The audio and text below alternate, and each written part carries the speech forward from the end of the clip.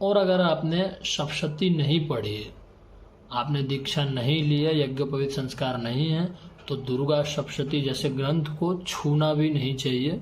पाठ। हर हर महादेव, जय श्री कृष्णा। वेद भगवान अपना आशीर्वाद आप लोग पे सदैव बनाए रखें। अभी नवरात्रि चल रही है और कुछ वीडियो हमने अपलोड की, तो उस पर एक महाशय का कमेंट आया। उन्होंने बोला कि पंडित जी, एक वीडियो आप चंडी और दुर्गा सप्तशती पाठ दोनों एक ही है, इस पे आप एक बार बनाइए और पाठ कैसे किया जाता संपूर्ण उसकी जानकारी दीजिए। तो आइए इस विषय पर अभी बात करेंगे। तो देखिए, सबसे पहले ये जानिए कि दुर्गा सप्तशती का पाठ करना ना करना एक अलग विषय है, लेकिन कौन कर सकता है और किसको करना चाहिए। तो सबसे पहले इसमें वर्ण का कोई भी संदेह नहीं है। क्षत्रिय हो, वैश्य हो, ब्राह्मण हो, तीनों वर्ण के अधिकारी हैं, स्वयं के लिए चंडी का पाठ कर सकते हैं। लेकिन उसके अब नियम क्या है। सबसे पहले उस द्विज का यज्ञोपवीत संस्कार पूर्ण होना चाहिए।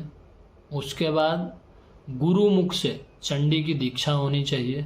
गुरुमुख से उसने सप्तशती का अध्ययन किया हो।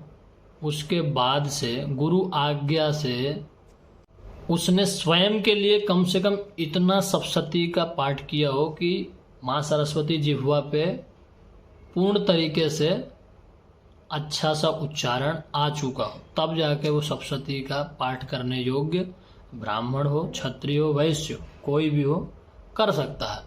अब इसमें नियमावली क्या है। जब इसमें यज्ञ अनुष्ठान इत्यादि होते हैं तो उसमें चयन ब्राह्मण का ही होगा, उस पर अधिकार एक वैदिक ब्राह्मण ही कर सकता है। लेकिन जब स्वयं की बात आएगी, अपने लिए का संकल्प लेके पंडित जी पाठ कर सकते हैं। तो जी हाँ, अगर आपका यज्ञोपवीत संस्कार पूरा है, आपने चंडी की दीक्षा अपने गुरुजी से ले रखी है, तो आप निसंदेह अपने लिए संकल्प लेके चंडी का, दुर्गा सप्तशती का पाठ कर सकते हैं। और चंडी पाठ और दुर्गा सप्तशती पाठ एक ही है। ज़्यादा संशय ना फैलाएं सप्तशती और चंडी को लेके। बहुत लोगों के पहले भी प्रश्न थे कई वीडियो पे कि चंडी दुर्गा सप्तशती क्या एक ही है। तो ये सब संशय ना फैलाएं। संशय वहाँ बन जाता है जहाँ ज्ञान नहीं होता। तो मेरा मानना तो ये, प्रश्न से ज़्यादा अध्ययन करें, फालतू की बातों में ना पड़े, किसी भी शास्त्र को गंदा ना करें। कोई भी शास्त्र आपको डराता धमकाता नहीं है।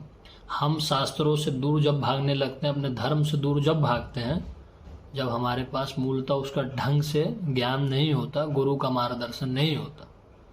सही तरीके से आप चंडी का अध्ययन अगर आपने किया है, जो भी इसका प्रोसेस है, जो भी इसकी नियमावली है, अगर आपने पढ़ी है, तो निसंदेह आप पाठ करने योग्य हैं।